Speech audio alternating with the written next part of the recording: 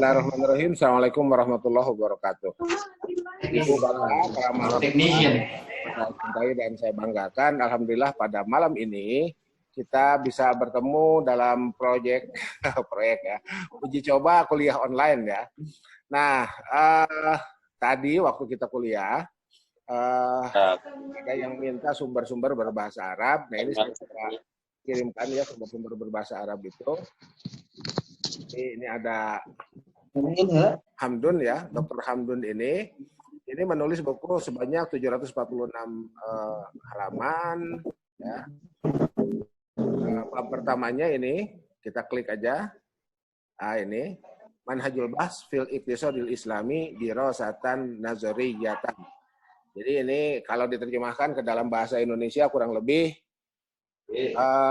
metode pembahasan ekonomi Islam ya, metode pembahasan ekonomi Islam, jadi analisis ya, studi analisis. Nah, kira-kira begitu. Oh, ini New Shell. Oke.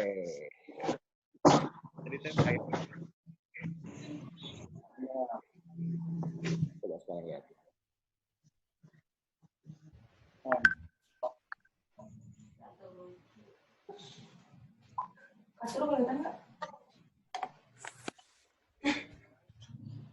Sudah kelihatan ininya PDF-nya?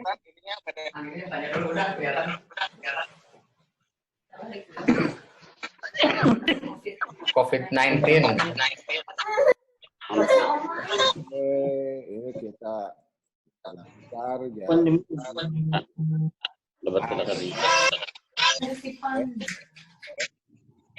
Jadi ini tulisan Dr. Hamdun itu contoh aja lah ya, ini bab pertama. Ini metode pembahasan dalam Islam dirasah nazariyah, ini studi analisis. Kemudian pasal pertama, nah itu pasal pertama. Maka ini biasalah ya. Jadi ini Ibu Bapak, yang pertama ini selalu merujuk kepada Al-Quran, yang kedua merujuk kepada Sunnah, yang ketiga, nah kalau yang ketiga ini tergantung kecenderungan penulis ya. Di sini ada ijma, di sini ada qiyas, ada masalih mursalah, ada sahabi, ada istishab. Nah, nanti mungkin Ibu Bapak dapat materi dari Prof. Ain ya. Jadi kalau di sini ada istihsan, itu bukan Syafi'iyah. Kemungkinan besar Hanafi. Ya, kemungkinan besar Hanafi. Kenapa Hanafi? Karena di sini menggunakan istihsan. Nah, contoh-contoh lain nanti bisa dilihat ya. Kita masuk ke bagian berikutnya. Di sini ada tarikhnya ya, ada tarikhnya. Ini ada masa Khulafaur Rasyidin, tabi'in, masa ijtihad ya di sini. Nah, lagi seperti di sini ada asbabul ikhtilaf. Ibu Bapak mohon dipahami betul bahwa belajar fikih itu wajib ikhtilaf. Nggak mungkin nggak ada istilah belajar fikih itu. Jadi kalau kita melihat perbedaan ya nyantai aja. Nah, di sini sebab istilah ada 3 ternyata. Yang pertama itu berkisar pada mafhumun nas. Ya, jadi mafhumun nas itu pintu pertama potensi terjadinya ikhtilaf. Yang kedua pada sanad hadis. Kalau sanadnya terjadi perbedaan pendapat ya dalam penilaian sanad, menurut si A sanadnya sahih, menurut si B sanadnya bermasalah. Yang ketiga, ini penyebabnya adalah perubahan atau perbedaan tempat dan waktu dan tempat ya, al-binah wal amkin itu. Jadi variabel waktu dan tempat ya dua dimensi tadi lah, dimensi tempat dan dimensi ruang dan waktu itu menyebabkan kemungkinan besar ikhtilaf terjadi. Nah, kira-kira gitulah ya. Oke. Nah, ini contoh aja. Kemudian kalau kita lihat yang mana tadi yang Munzir Kahf itu, yang Munzir Kahf,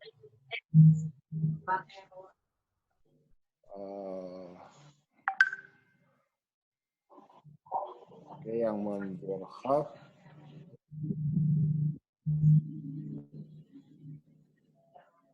oke, yang ini ya. Nah, ini. Yang ini terlihat ya? Halo? Yang ini terlihat? Halo. Terlihat, Prof. Oke. Nah, ini Munzir Kahf itu, ini judul bukunya, judul kitabnya adalah An-Nusus Al-Iqtisadiyah fil Quran was Sunnah. Ini ada 1032 halaman. Jadi silakan dinikmati. Kita lihat halaman awal. Hah? Itu katanya kelihatan? Enggak kayaknya. Yang HP-nya? Tapi di saya nggak ada file aja, gambar file. Oh, ulangi ya.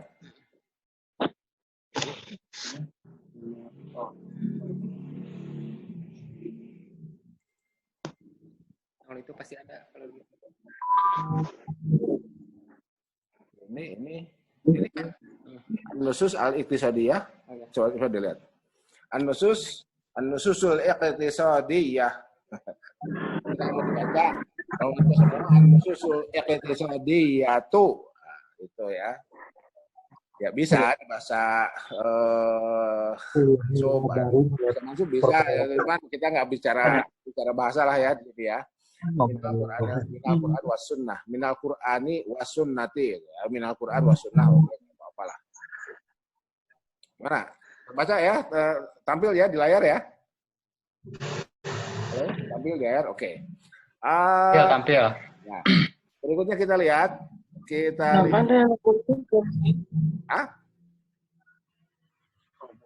Nah, kita lihat nih, contoh aja nih, ya.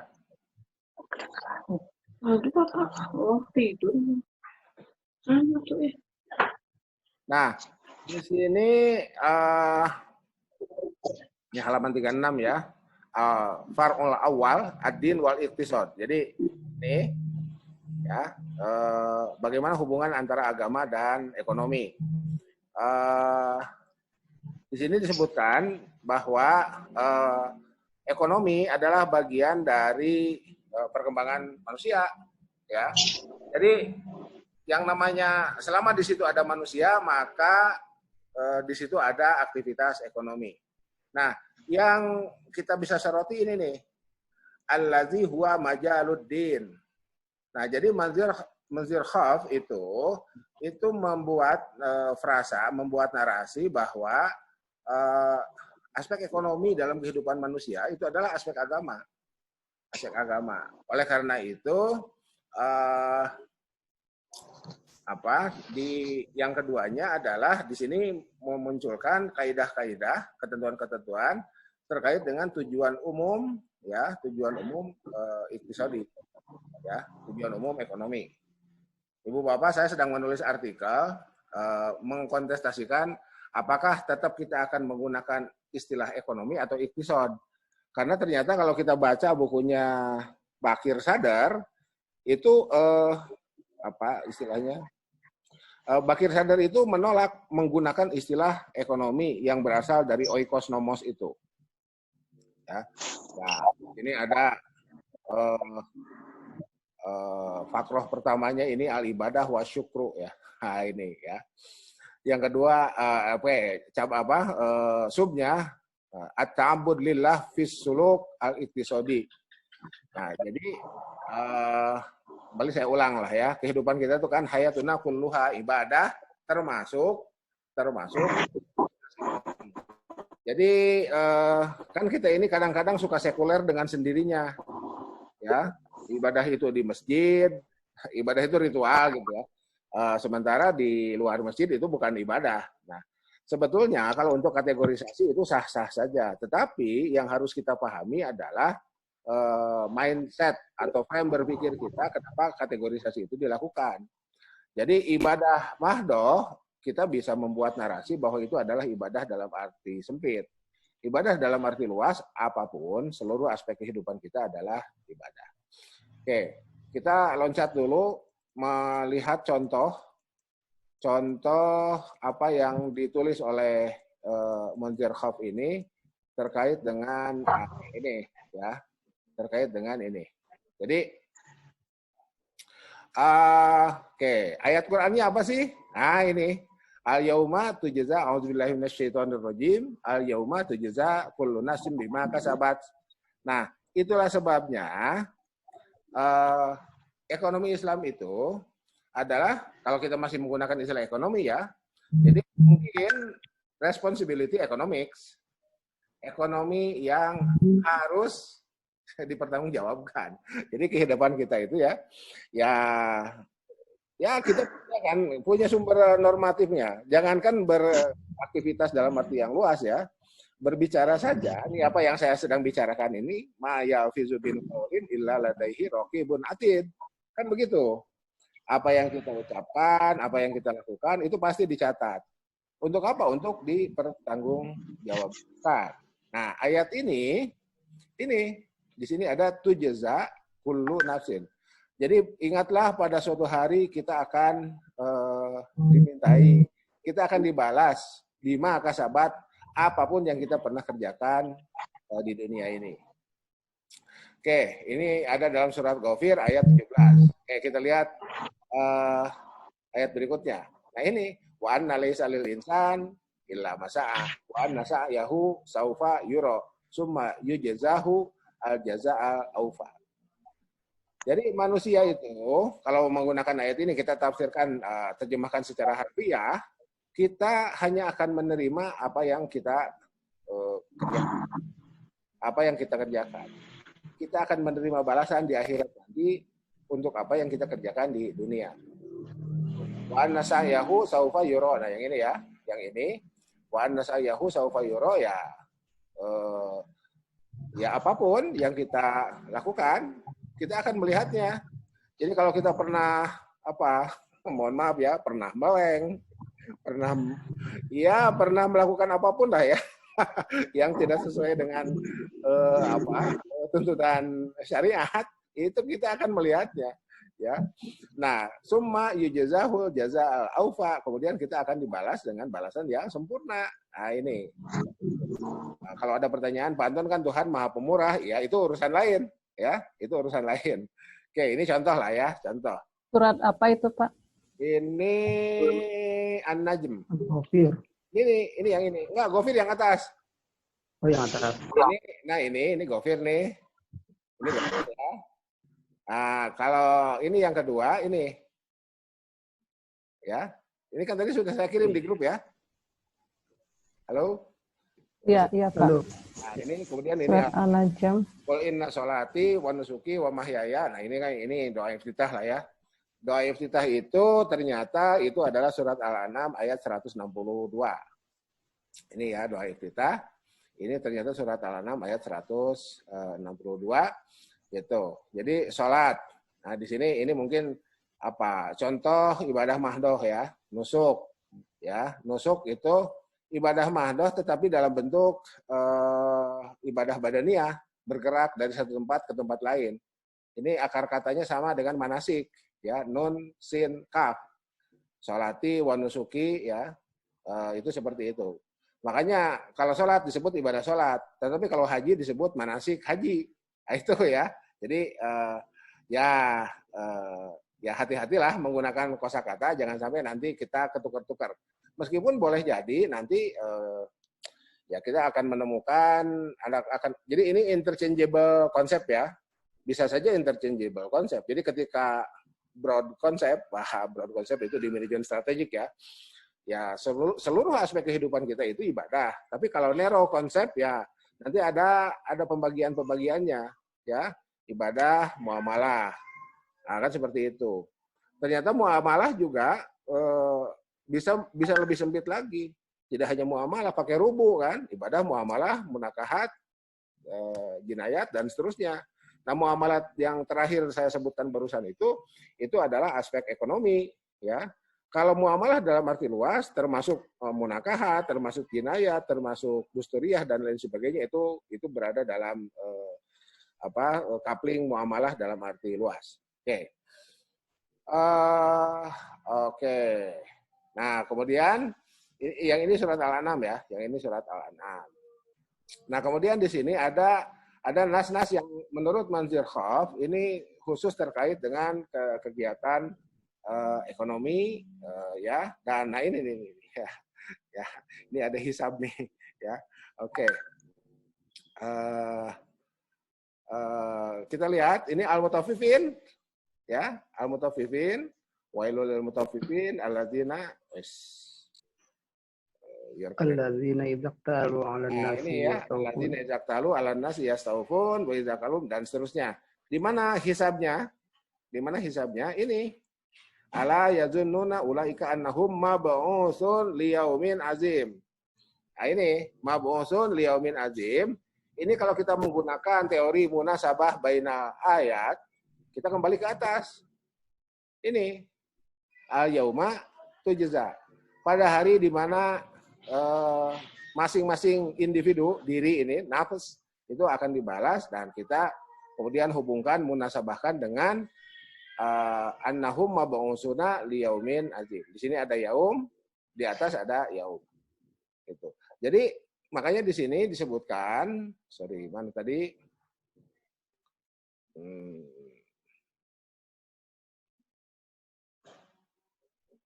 Mana tadi? Nah ini ya, hisab, jaza, iqab. Ini ya. Jadi ya responsibility ekonomik lah ya. Jadi al-muta'allaqah bil amal wal hisab wal jaza wal iqab. Ini. Jadi ini kan nusus ya. Nas-nas yang secara umum berhubungan dengan amal, ya perbuatan, tindakan, aktivitas. Nanti dihubungkan dengan hisab, dengan jaza, dengan iqab. Hisab itu adalah perhitungan, jaza itu balasan, ganjaran, iqab itu adalah siksaan. Jadi wa may ya'mal misqala dzarratin khairan yarah. Nah, itu khairon yarah itu jaza. Syarron yarah itu iqab. Nah, kurang lebih begitu. Oke. Ya, ini contoh lah. Mana hadisnya? Ini silakan dibacalah ya. Ini mana hadisnya? Bentar. Ini masih Quran nih. Nah, ini ya. Jadi ternyata al-ibadah wa syukru di sini, ini subnya adalah at-ta'abbud lillah fi suluk al-iqtisadi wa ghairi. Ternyata ayat Al-Qur'annya ini wa ma khalaqtul jinna wal insa illa liya'budun. Itu. Nah, Ibu Bapak, fuqaha itu terkadang terlihat atau terlihat oleh kita itu mengambil ayat untuk tujuan tertentu dari apa yang sedang dibuat narasinya. Itu. Jadi silakan Ibu Bapak menggunakan teori Michael Foucault terkait dengan diskursus. Ya. Jadi dengan Michael Foucault dengan teori diskursus yang kita bisa pelajari dari Michael Foucault itu, kita bisa memahami kenapa penulis buku mengutip sumber rujukan dan dari mana dia mengutip sumber rujukan itu. Jadi kenapa merujuk itu, kemudian dari mana, bagaimana, dan seterusnya, itu kita bisa menggunakan Michael Foucault. Nah, teori narasi itu dari Michael Foucault, itu bisa kita gunakan untuk, atau ketika kita menyusun disertasi. Jadi nanti Ibu Bapak, ini mumpung saya ingat lah, ketika Ibu Bapak menulis disertasi, kemudian mengutip dalil, mengutip pendapat ulama, pendapat orang, pertanyaan yang datang dari oponen, dari penguji, sebelum oponen penguji tentu saja datang dari promotor dulu lah ya. Jadi ujian itu ujian bimbingan bersama, kemudian ujian progres. Ujian progres itu dihadiri oleh direktur, Asdir 1, dan direktur dan Asdir 1 itu juga punya hak tanya. Itu biasanya seperti itu. Jadi bukan persoalan boleh dan tidak boleh mengutip ayat, mengutip hadis, mengutip pendapat para ulama, para pakar, ya, ekonom siapa. Tapi pertanyaannya kenapa itu dikutip? Nah, itu ya. Nah, gunakanlah bisa salah satunya dengan menggunakan teori Foucault itu. Ini ayat Quran, ini ayat Quran, nanti kita cari hadis lah ya, biar nggak Quran terus. Oke,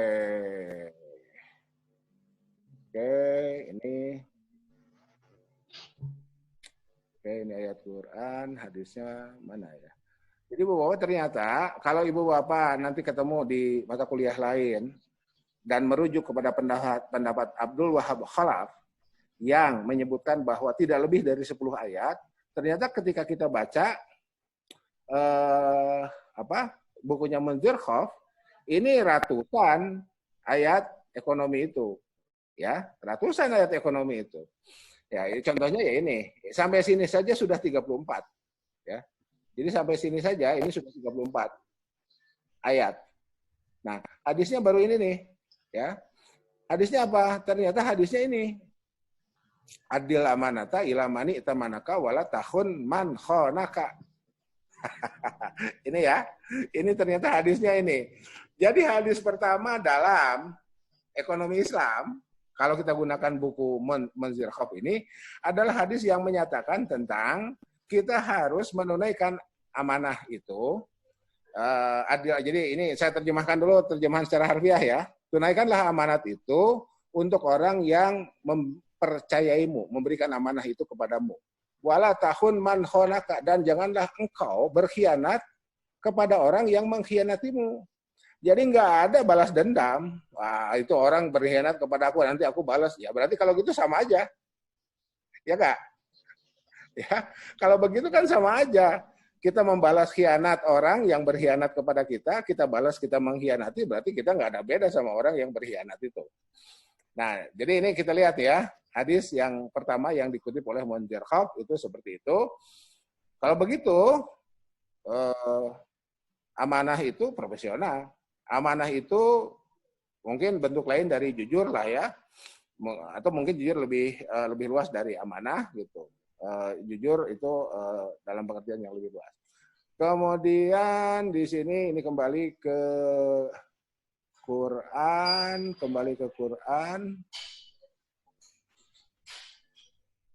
Oke. Ini terkait dengan, kita lewat dulu lah ya. Kita lewat dulu, saya cari dari hadis yang lain yang lebih oke. Masuk ke pasal kedua. Ya, pasal kedua. Ini ayatnya.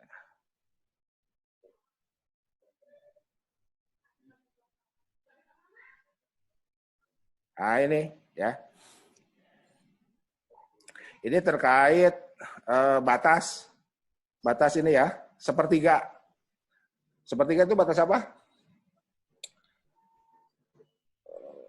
Ketika kita mati, kita meninggalkan ahli waris dalam keadaan berkecukupan, itu jauh lebih baik, sehingga kita hanya boleh maksimum mengeluarkan harta kita ketika kita atau memisahkan harta kita dari harta warisan itu sebesar tidak lebih dari sepertiga. Nah ini. Sepertiga.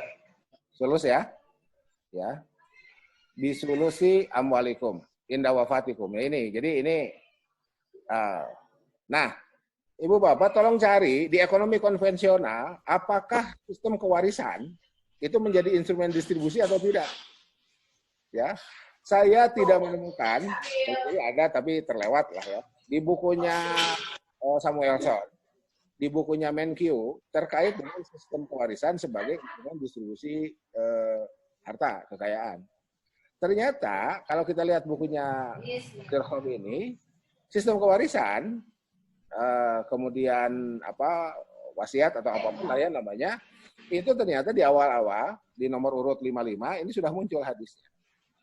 Jadi ya ini salah satu bukti lengkapnya ajaran Islam terkait dengan harta, ya, terkait dengan harta, terkait dengan aturan pembagian harta itu. Oke. Berarti sepertiganya apa itu, Prof, sebenarnya? ini kalau kita mau pisahkan, kalau kita mau pisahkan, kita tidak akan diwariskan. Kan di hadis lain itu ada sahabat yang mau menyedekahkan seluruh hartanya. Oleh Nabi ditanya, punya ahli waris enggak? Punya keluarga enggak? Gitu. Kalau begitu setengah, kata Nabi, jangan, itu masih terlalu banyak. Jadi ahli waris engkau itu jauh lebih baik engkau tinggalkan dalam berkecukupan daripada nanti ahli waris engkau setelah engkau tidak ada menjadi peminta-minta. Kama qala Nabi ya. Gitu. Nah, gimana kalau sepertiga? Jawaban Nabi as-sulus kasir. Sepertiga itu banyak. Nah, dari situ kemudian para ulama terbagi dua. Karena ada riwayat lain dari Ibnu Abbas. Ibnu Abbas itu seperempat yang boleh di luar tirkah. Ya, Ibnu Abbas itu seperempat. Pendapat Ibnu Abbas itu adalah seperempat, bukan sepertiga. Jadi ketika Nabi mengatakan astulus kasir, dipersepsi oleh Ibnu Abbas itu juga masih banyak. Ya, itu juga masih terlalu banyak. Jadi urusan distribusi kekayaan itu tadi siang di kelas juga kekayaan. Nah, di sini kan ini ada tambahan materi lain ya. Tambahan materi lain terkait dengan terkait dengan tirkah. Jadi tirkah itu jadi lebih baik jadi tirkah sebagai bentuk waris berkecukupan setelah para orang tuanya meninggal daripada para orang tuanya bersedekah. Ya, tujuannya tentu saja pahala, misalkan seperti itu. Tetapi ahli warisnya ketika seseorang itu meninggal, itu hidup dalam keadaan terlunta-lunta. Orang sudah bilang tukang jajaluk lah ya gitu. Serba kekurangan. Jadi ya seperti itu. Sedekah itu bagus. Ya, apalagi kalau kita gunakan sedekah itu sebagai bentuk seperti yang dilakukan oleh Abu Bakar. Alladzi yu'ti malahu yatazakka. Abu Bakar kan mengeluarkan seluruh hartanya untuk menebus kesalahan masa lalunya pada masa jahiliyah. Yaitu itu kita boleh gunakan kaidah al-ibroh bi khususi sabab ya, bukan bi umumil lafzi. Jadi itu khususiat untuk Abu Bakar saja. Sementara kalau kaidah umumnya ini sulus ya. Sulus itu maksimal dan Ibnu Abbas itu ada dalam Sahih Bukhari ya. Ibnu Abbas berpendapat mungkin seperempat bukan sepertiga ya, karena ketika itu, dari maaf Prof ya, itu yang paling sahih sepertiga atau seperempat Prof, maaf. kalau kita tarjih dua hadis tersebut, nanti kita lihatlah ya, jadi kalau saya kondisional Pak, kalau saya secara pribadi ditanya kondisional. Jadi gini, ketika teori mukhtalaful hadis itu kan ada 4 ya. Yang pertama tarjih ya. Pilih yang rajih. Kalau melihat ini kan Muwatta Malik ya. Ini Muwatta nih. Muwatta Malik dibanding dengan dibanding dengan Sahih Bukhari kan lebih tinggi Sahih Bukhari. Min babi taglib ya, min babi taglib. Oke, jadi kalau tarjih kita pilih yang rajih, yang marjuh kita tinggalkan. Tapi kalau kita pilih tansih, nasih mansuh, ini metodologi Pak ya. Kalau kita pilih nasih mansuh, kita pilih yang nasih. Yang mansuhnya kita tinggalkan. Oke, clear ya? Jika yang ketiga itu dijamak. Ya. Gimana caranya jamak? Kan susah, sepertiga seperempat. Nah, itu ya. Berarti kalau tidak bisa dijamak, tawakuf. Oke. Nah, tahun berapa lah saya lupa, waktu itu saya masih di Lemlit ya. Itu ada penelitian Pak Badrudin kalau tidak salah. Ada metode kelima yang ditawarkan oleh peneliti dengan metode takhyir, memilih. Kita mau pilih yang 1/3 atau yang 1/4. Saya kalau mau menggunakan itu, maka lihat situasi kondisi. Ya. Apakah dengan 1/3 ahli waris kita terselesaikan masalahnya?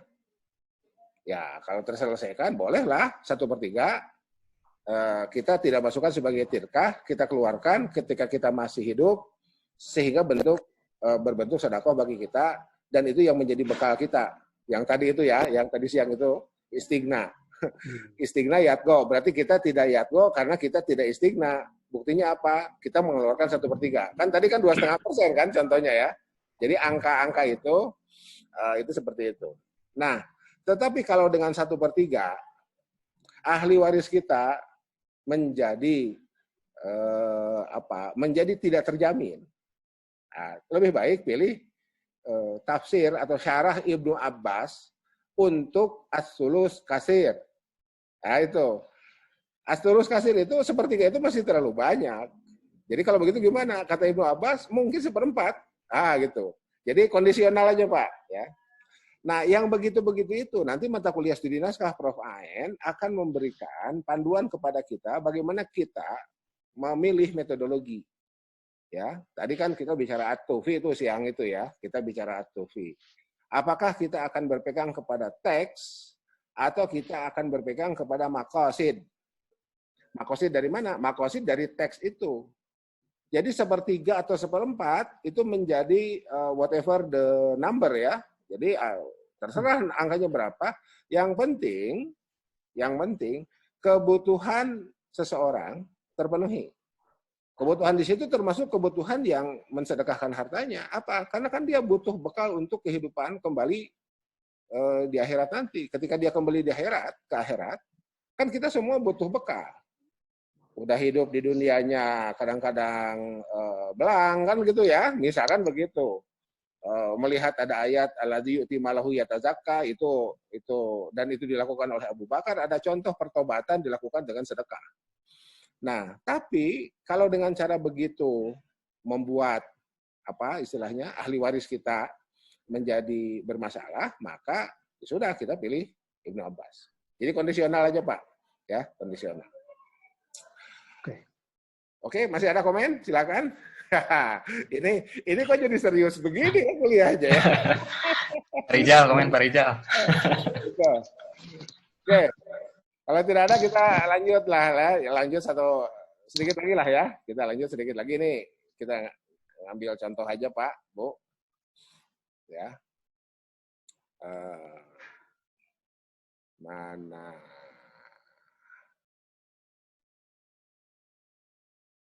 Ar-rizqu minallah. Ya, rizqu minallah ya. Oke. Bentar.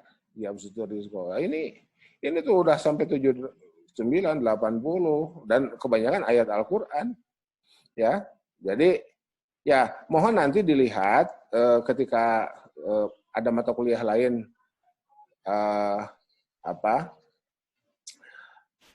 Oke. Ini hadis yang kita pahami sebagai hadis ini ya, sebagai hadis yang apakah kita bahagia atau celaka ya, nasib baik nasib buruk ya ini. Yang alakotan, monkotan itu ya. Nah ini kan kalau kita pahami hadis ini secara harfiah, kan rezeki kita itu sudah ditetapkan sebelum kita lahir ya. Rezeki ya, ajal, ama, syakiyun, au sa'idun ya, kita bisa bisa bahagia atau tidak hidup kita. Ini kalau secara harfiah seperti inilah ya hadisnya ya. Dan hadis ini sudah kita lahap ketika kita mungkin sanawiyah ya, kita dapat hadis ini. Oke. Nah, kenapa Munzir Khauf ini memasukkan hadisnya di sini? Karena di sini ada rezeki ya. Ya. Yukabu rizquhu ajaluhu wa amaluhu syaqiyun aw sa'idun, itu seperti itu. Oke. Mana lagi Oke, ini terkait dengan mukhassasah.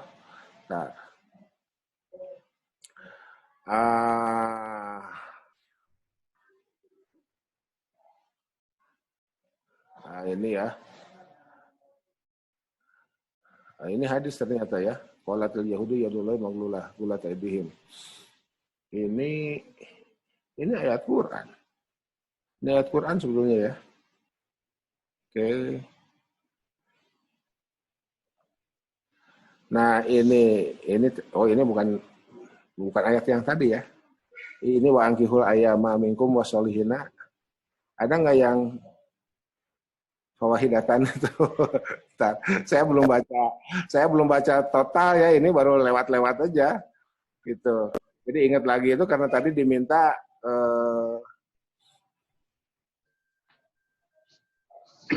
nah ini ya. Nah ini, wallahu faddala ba'dakum ala ba'din fir rizqi. Nah, faddala ba'dakum ala ba'din fir rizqi, ini kan indeks gini, rasio gini ya. Jadi Islam itu tidak menawarkan konsep sama rata. Tidak ada yang sama rata itu. Kenapa? Ya ini ayatnya kan seperti ini. Faddala ba'dakum ala ba'din ya fir rizqi. Ya, pamaladzina fudilu biro dirizkihim ala ma malakas aimanuhum fahum fihi sawa apa binikmatillahi yajhadun. Nah ini. Jadi ini apa? Merit system lah, kira-kira begitulah. Ya. Jadi kalau merit system kan bagi orang yang apa? Yang produktivitasnya tinggi, ya tentu dia harus memperoleh raihan yang lebih baik. Tidak mungkin kita menyamaratakan untuk siapapun yang berbeda produktivitasnya. Maka suro fi'luhu kasuro sawabuhu. Ya. Al ujroh ala qadril masyaqqah. Itu seperti itu. Ya. Nah, indeks gini tidak mungkin sama, tetapi jangan terlalu timpang. Nah, itu ya, jangan terlalu timpang. Kita tidak mungkin menyamakan, tetapi jangan terlalu timpang. Oke. Nah ini, Allahumma la mani'a lima ataita wa la mu'ti'a lima mana'ta. Nah ini kan, ini lagi-lagi ini persoalan interpretasi. Ya. Jadi persoalan interpretasi tergantung nanti kecenderungan kita, kembali kita bisa gunakan Michael Foucault untuk membuat narasi kita menjadi bertanggung jawab. Kenapa kita membuat narasi itu? Ya kita bisa gunakan untuk apapun yang ada di hadapan kita ya, untuk apapun yang ada di hadapan kita. Yang penting ada jawaban ketika ditanya kenapa narasi ini dibuat, gitu. Udah lebih 10 menit, kan tadi janjinya 10 menit. Silakanlah, ada pertanyaan tidak sebelum saya tutup? Ya, bisa dipahami ya apa yang saya sampaikan ya. Sementara ini sampai di situ dulu lah ya, kan ini latihan aja. Ya. Uji coba kuliah online. Andai misalkan tiba-tiba minggu depan tuh besok ya, Senin, UIN Bandung mengeluarkan pengumuman seperti yang dilakukan oleh UIN Surabaya dan UIN yang lainnya, ya berarti minggu depan itu tidak usah ke Cimentrang, Ibu Bapak, pada jam yang sesuai jadwal ada di hadapan komputer masing-masing. Ada di hadapan Android masing-masing. Atau merekam apa yang sedang kita kuliahkan ini. Oke, sementara sampai situ dulu. Lebih kurangnya mohon maaf. Gimana? Ada pertanyaan? Prof, kalau ini kita ulang lagi lihat nggak ya? Gimana? Bisa diulang lagi. Kalau misalnya kan ini off, terus saya mau lihat lagi bisa? Direkod ini udah. Direkod, udah. Iya. Ada rekodnya. Di-share nanti ya. Oke. Terima kasih, Prof. Oke. Gitu. Nah, ini sebelum saya tutup lah, ini ada hadis silaturahim ya. Ya, hadis silaturahim nih. Jadi siapa orang yang ingin dijembarkan rezekinya, diluaskan rezekinya, ini faliyasil rohimah. Ya, tentu saja nanti ada penjelasannya lah. Itu bisa memenjangkan rezeki. Narasi bisa kita buat apa? Tukar informasi. Nah, kan gitu ya. Dengan tukar informasi, dengan silaturahim kita bisa tukar informasi. Dengan tukar informasi berarti peluang memperoleh rezeki, memperoleh proyek, memperoleh pekerjaan. Kan dengan cara begini, siapa tahu kan misalkan di antara kita ada yang kemudian berjodoh di pekerjaan tertentu, kan bisa begitu.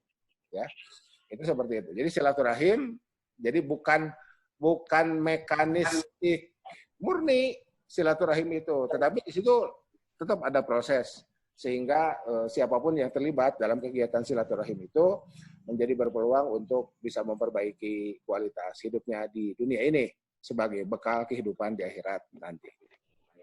Ya. Oke, sementara sampai situ lah ya. Selamat malam mingguan. Ya. Terima kasih, Prof. Tetap semangat ya, tetap semangat. Sekali lagi pesan saya, kuliah yang baik adalah selesai. Subhanakallahumma wa bihamdika asyhadu an la ilaha illa anta astaghfiruka wa atubu ilaik. Wassalamualaikum warahmatullahi wabarakatuh. Waalaikumsalam warahmatullahi wabarakatuh.